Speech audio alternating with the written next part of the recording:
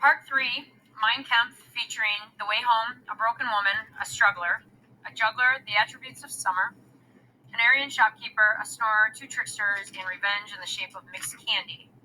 Page 125 is what page we're on. Jess, I need you to close your Chromebook though. Okay? Thanks. We're just going to read right now, and then then once I stop, you can go ahead and add anything to this that you want. I would say make sure that you do your points of emphasis right after you get done reading a piece. That way you remember. This is a study guide for each of you.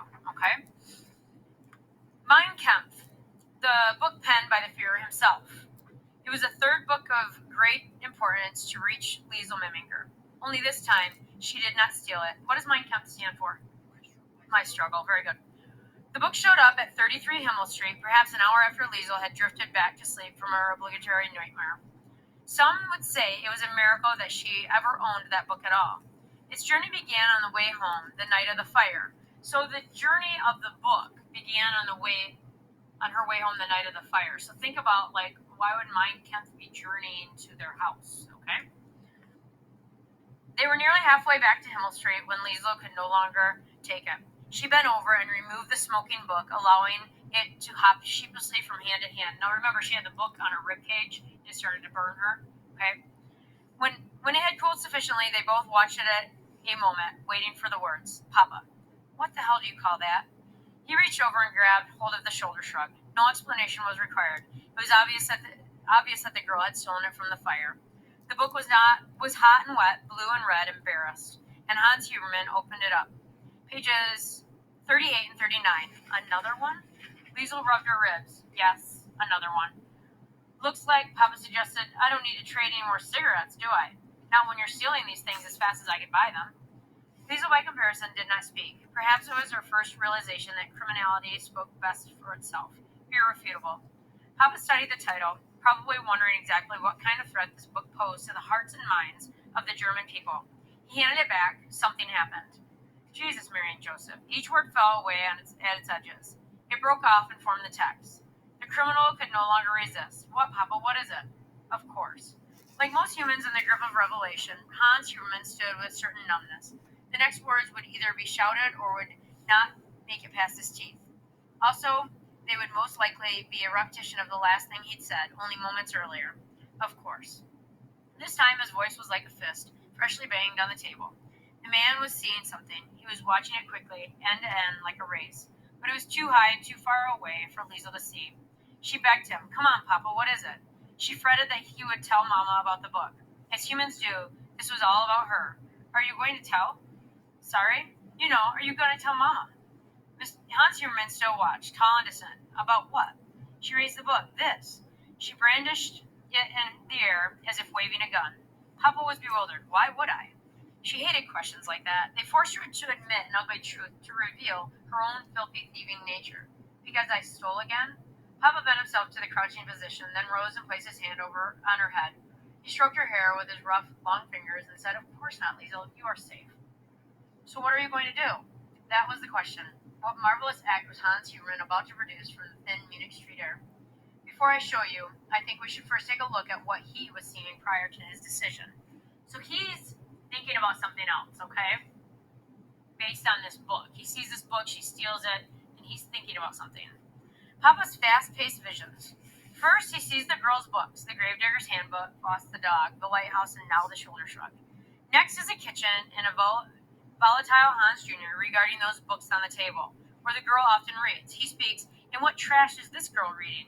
His son repeats the question 3 times, after which he makes his suggestion for more appropriate reading material. Listen, Liesel. Papa placed his arm around her and walked her on.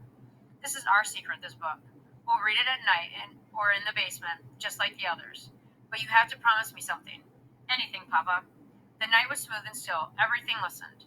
If I ever ask you to keep a secret from me, you will do it. I promise. So why would he ask her a question like that? Well, he's saying, obviously, I'll keep your secret, but will you keep mine? Yeah. Okay, we don't want to give it away, right?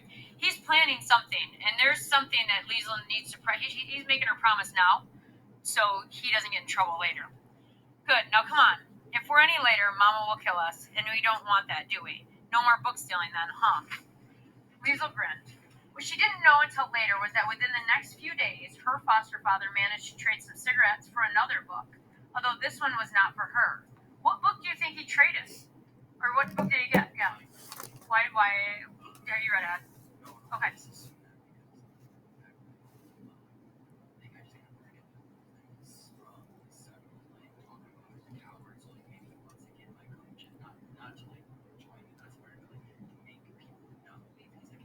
Okay. Good point. So Alex was saying that maybe he's buying Mein Kampf to make it seem like he is actually in support of Hitler, even though he's not part of the Nazi Party yet. It might help him get in. Okay. So definitely, I think reading that would make it seem like maybe you are a Nazi, right? Okay, because who would read it otherwise, right? So what she didn't know until later was that within the next few days, her foster father managed to trade some cigarettes for another book, although this one was not for her.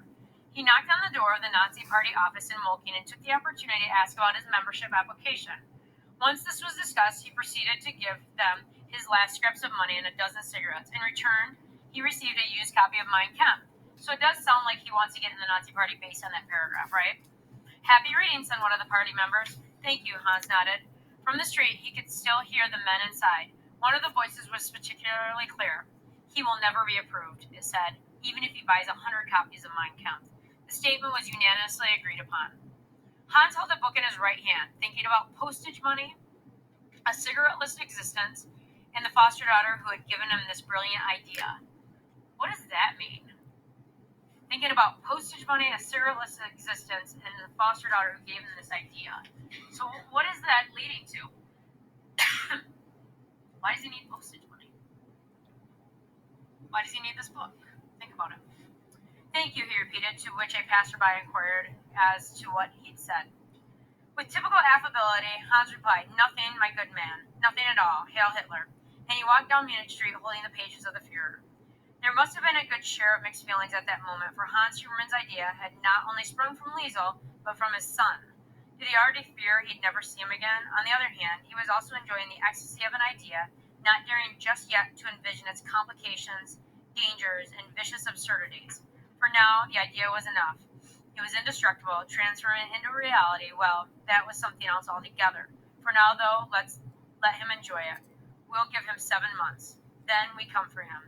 And oh, how we come.